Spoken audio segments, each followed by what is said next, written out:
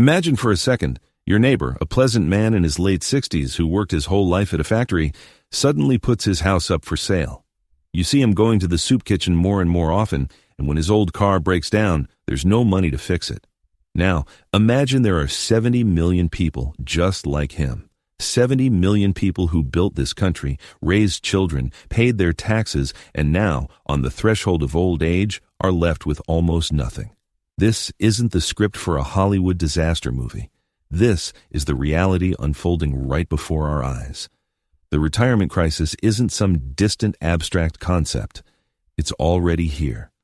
And today we're going to figure out what happens when the baby boomer generation, the largest generation in history, faces old age with no savings. This will affect every single one of us, regardless of age. Are you ready to look into the future? Then, let's begin.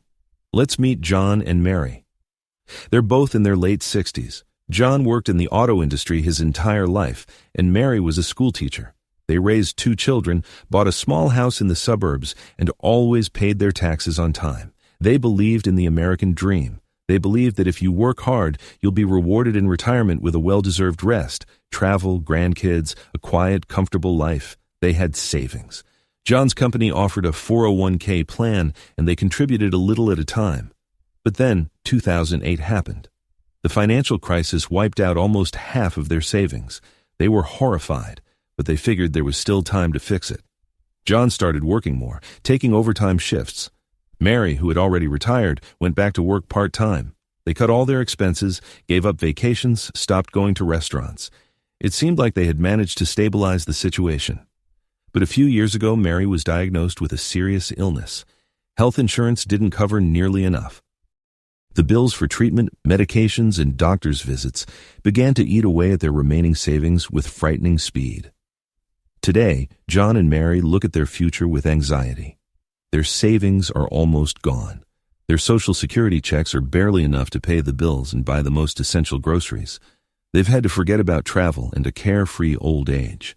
Their main dream now is to just hang on and not become a burden to their children. John and Mary's story isn't an exception. Unfortunately, it's becoming the rule. Millions of their peers have found themselves in the exact same situation. They played by the rules, but the rules of the game changed, and nobody told them. And the main question hanging in the air is, who is to blame, and what do we do now? Let's get into the causes. Why did an entire generation end up on the edge of a cliff? The first, and perhaps most important reason, is the disappearance of traditional pensions. It used to be simple. A person would get a job at a large company and know that after working there for 30 or 40 years, they would receive a lifetime pension from their employer. It was an ironclad guarantee, a safety net that protected them from poverty and old age. But in the 1980s, everything began to change. Companies, in a race to cut costs, began to phase out these pension plans en masse. They were replaced by those same 401k savings accounts. The idea was beautiful. Now, everyone is the master of their own destiny. You decide how much to save and where to invest. The responsibility for your future was shifted from the shoulders of corporations onto your own. But what was the catch? First, not all companies offered such plans, especially in small businesses. Second, many people simply lacked the financial literacy to manage their investments effectively. They either chose overly conservative options that couldn't outpace inflation, or they took big risks and lost everything during market crashes, just like our heroes John and Mary. In the end, the system that was supposed to provide freedom turned into a trap for many. People were left to face the market alone, with all its ups and downs, without any kind of safety net. And here's the result. The average retirement account for an American between the ages of 65 and 74 today is about $150,000. Sound like a lot? Now divide that by an expected 15 to 20 years of life. It comes out to less than $1,000 a month, and if you subtract taxes and inflation, you're left with pennies. It's not enough to even cover housing, let alone food and medical care. So the first piece of our puzzle is a systemic failure, a shift in the retirement model that placed all the responsibility and all the risk on the shoulders of ordinary workers, without giving them the necessary tools and knowledge. It was a ticking time bomb, and now it's beginning to explode. But it's not just about pensions. The second huge problem that has crippled the financial health of the boomers is wage stagnation and the rising cost of living. Let's go back to our heroes, John and Mary. When they started their careers in the 70s, John's single salary could support a family, buy a home, and put money away for the future. Today, that sounds like a fantasy. Starting around the 1980s, real wages for most Americans virtually stopped growing. That means, when adjusted for inflation, people are earning about the same as they did 40 years ago. But the cost of living has skyrocketed. Just look at the numbers. The cost of education, housing, and most importantly, healthcare, has grown tenfold. It used to be possible to get a college degree for free or for a nominal fee. Today, students graduate with hundreds of thousands of dollars in debt. It used to be possible to buy a house with a mortgage payment that was a reasonable portion of your income. Today, in many major cities, that's simply impossible for the middle class. But the most devastating blow, of course, is healthcare. The United States spends more on healthcare than any other developed nation, but the results are, to put it mildly, not impressive.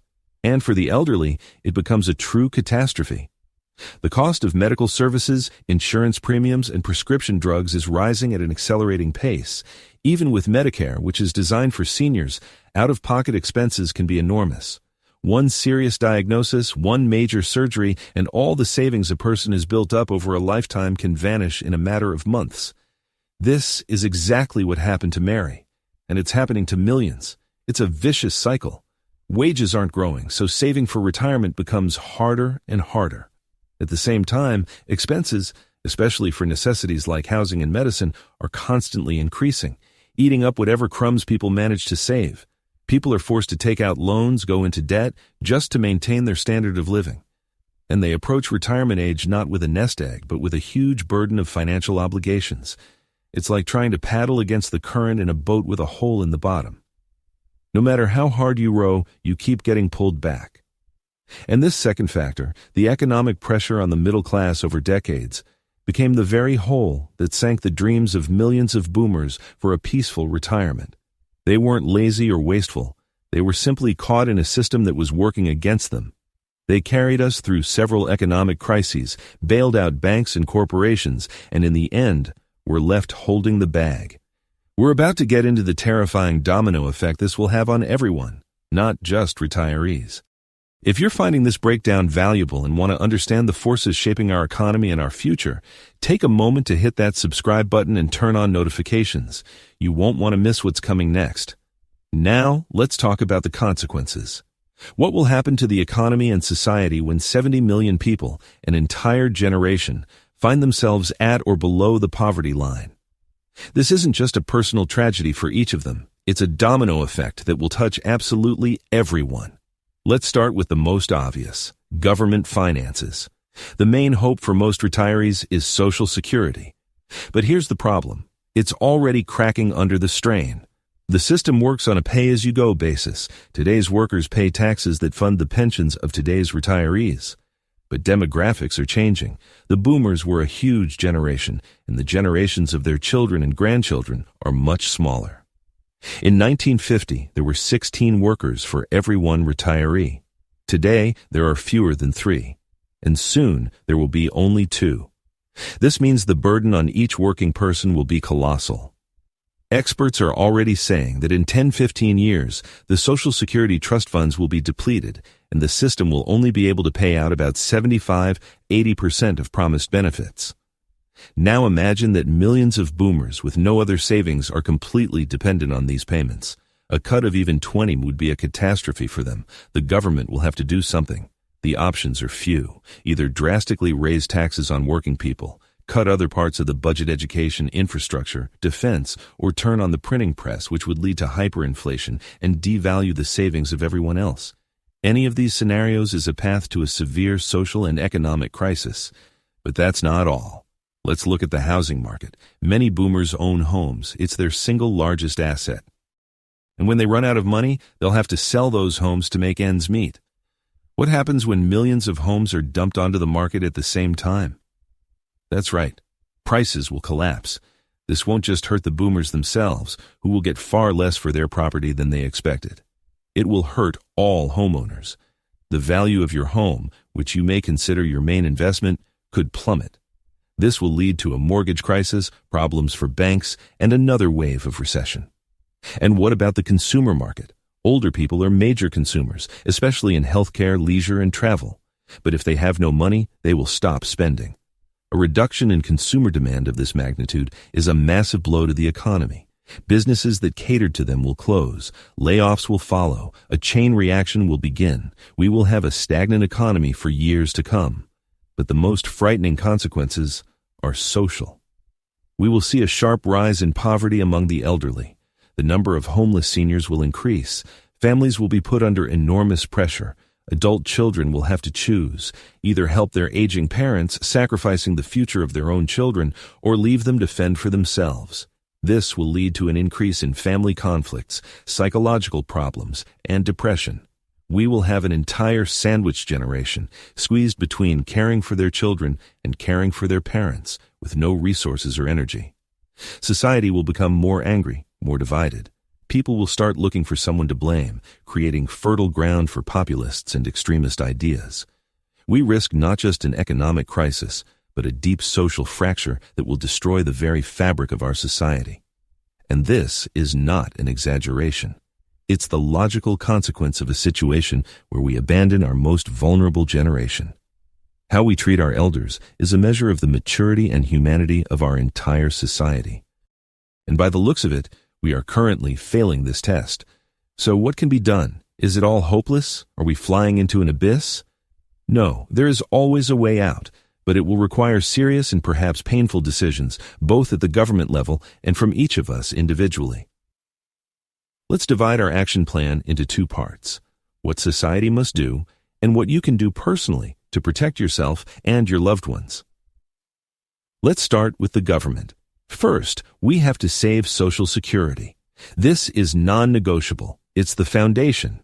How do we do it? It will require a combination of measures. For example, slightly raising the retirement age, but doing it gradually so people have time to adapt. We can remove the income cap on Social Security taxes. Right now, contributions are only paid on a certain amount of annual income. Anything above that is not taxed. This is unfair.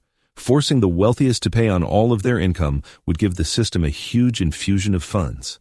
Second, we need to create a new, universally accessible and simple retirement savings system.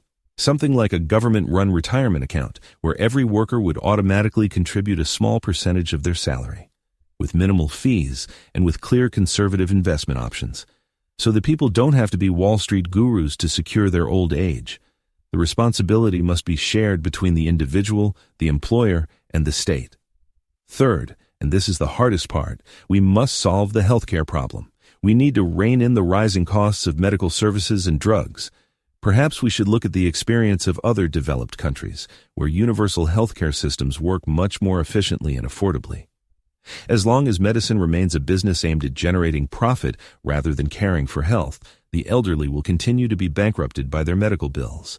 These are global tasks that require political will and a consensus in society.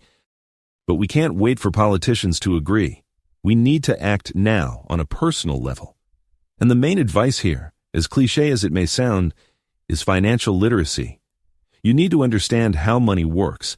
You must learn to create a budget, control your expenses, and get rid of bad debt, especially from credit cards. Start saving as early as possible. Even a small amount set aside at age 25 will turn into a substantial nest egg by retirement, thanks to the magic of compound interest. Learn the basics of investing.